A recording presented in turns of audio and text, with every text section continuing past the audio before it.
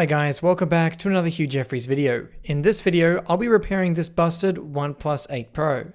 Its screen is cracked with dead pixels, lines, and the occasional flickering green screen. But worst of all, the touch doesn't work. I won this phone for just $51, so let's see what I got and fix it up. It came with its original box containing the documentation and phone itself, but no charger or cable. In all these years of buying phones, I rarely get the charger, so I don't believe companies when they say most people have so many chargers they don't know what to do with them. Because if they have an abundance of them, why wouldn't they include one with the phone they're selling? But with the phone unboxed, it's time to talk parts. I've purchased a new OLED display and set of pre-cut adhesive to help make the repair process easier. It seems someone has replaced the screen before, with the current screen being poorly installed. So some of its damage may have been caused by this improper installation. With no way of turning off the phone, I'll force shut it down by holding the power and volume up buttons before heating the back of the phone on a heat plate for several minutes. Now I can use a suction cup and plastic pick to separate the back panel from the frame. While when heated properly this isn't a hard task, this one was easier than expected. Opening the back, we can see why. The old adhesive hasn't been removed when they've reinstalled the back cover. Because they've applied so much of it, I'll need to remove it all first before I can access the necessary screws securing the wireless charging coil.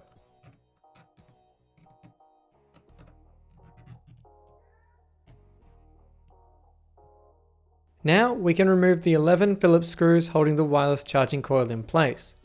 2 of these screws are hidden under the coil itself.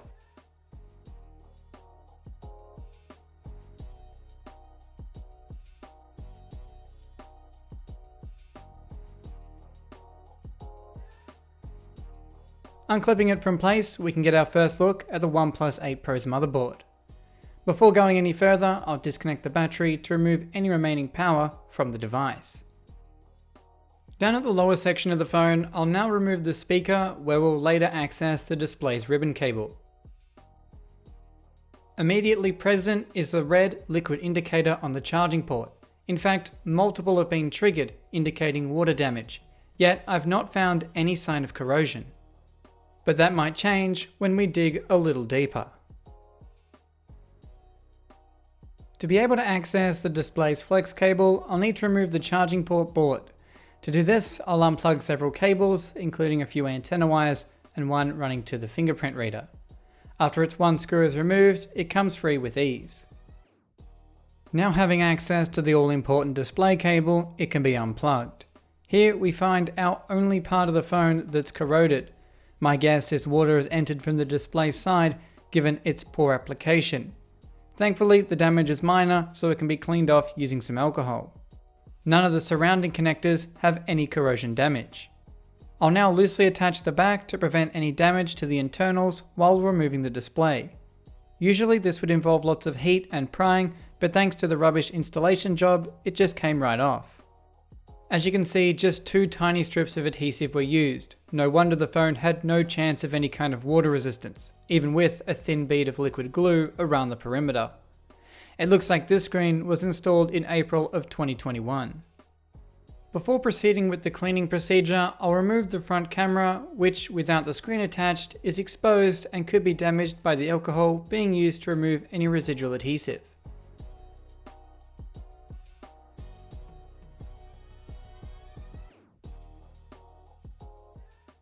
With the frame clean, it's time for the display to be attached. Before doing so, I'll need to first see if the new screen is working and that the no touch issue wasn't a result of the water damage we found.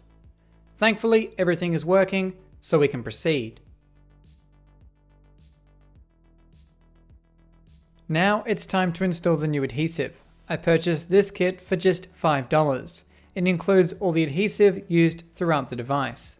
Using pre-cut adhesive like this can make the repair look more professional and ensure adhesive is put into the correct places. But as many know, not all adhesive is alike. This one having trouble even sticking to the frame properly. When trying to remove the protective film, it's lifting away from the frame. In fact, it's just so pathetic touching it with a spudger makes it fall off. So using adhesive like this would be on par with what came off with the poorly installed screen. So it's time we rip it off and install my own adhesive. At least I know it will hold the screen correctly in position. I take a two-stage approach when installing my own adhesive. I use lots of strong tape adhesive around the flat edges, in a similar pattern to what was done originally. This is done to hold the display to the frame of the phone, but it has been cut in several places, so it's not water resistant. To attempt to bring at least some light resistance, I'll then apply some liquid adhesive around the very edges of the frame. The trick to making liquid adhesive strong is to apply lots of it and hold whatever's attaching to it firmly in place until it's dried.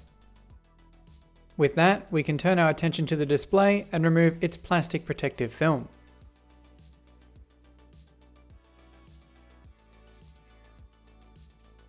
It can then be aligned with all four corners before being firmly pressed down into place. You only have one shot at this part, so it's important it's done right. Leaving it to sit under some rubber bands for a few hours, we can come back and begin reassembling the phone.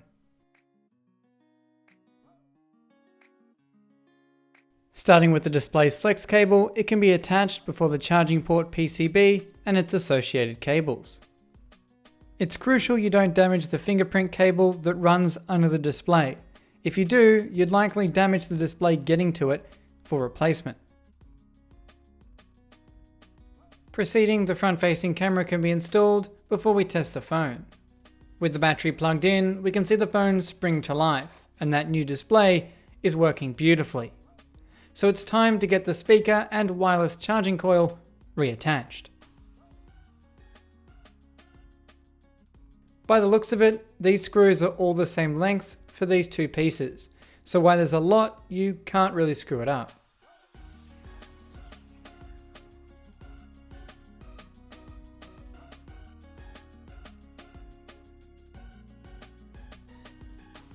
With the screws in, it's time we get the back installed. First, I'll clean up both sides, starting with the frame of the phone. Again, using more alcohol and scrubbing to remove the grime and remaining adhesive. For the back glass, I need to use a specific adhesive remover to even be able to make any impact to the original adhesive. So it's really no surprise the previous repairer didn't spend the time to remove it. Frankly, it's just not very forgiving adhesive.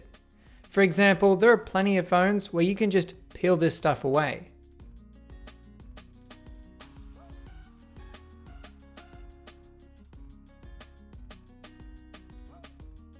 Once I've removed it as best I can clean everything up with alcohol so the new adhesive has a clean surface to stick to. I'm again going to try the adhesive included in the $5 kit. To my surprise, this one actually works as it should, so I'm going to use it.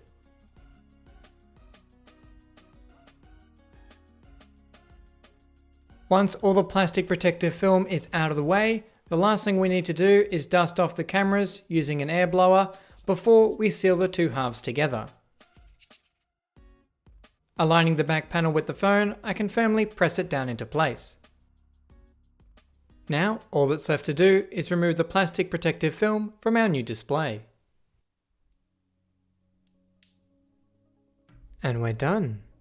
So this is it, the OnePlus 8 Pro. Purchased originally for $51, with repairs, this phone has totaled just under $400. While I couldn't find many for sale to compare the price, I did find one that sold for over $600, so it looks like it could be sold for a profit. That being said, I'm selling it to a family member for $400, which is the cost I spent on the device. And on that note, this has been a Hugh Jeffries video. If you like what you saw, consider subscribing and check out the phone restoration playlist for more videos just like this one. And if you're looking for any used devices, be sure to check out my online store, link for which is down in the description. That's all for this video, and I'll catch you guys next time.